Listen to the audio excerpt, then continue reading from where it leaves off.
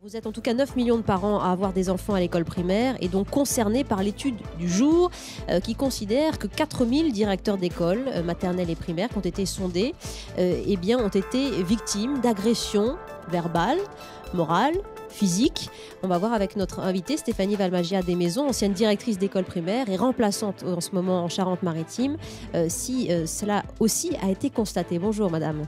Bonjour. Vous êtes aussi membre du syndicat UNSA. Comment vous l'avez constaté concrètement, cette dégradation dont parle cette étude qui nous est livrée par nos confrères du Parisien aujourd'hui en France aujourd'hui, dans votre vie de professeur au quotidien? Alors ça se repère tout simplement à la manière dont les parents peuvent entrer en discussion avec vous. Alors si on peut appeler ça discussion parfois, hein.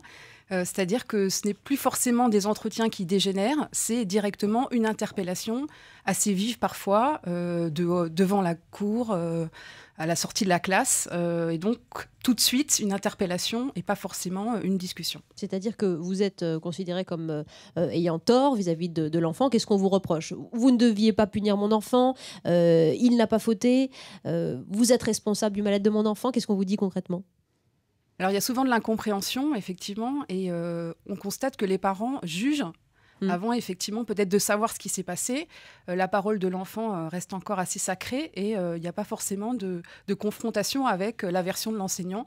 Donc c'est parfois ça tout de suite qui déclenche les hostilités, j'allais dire. Ouais,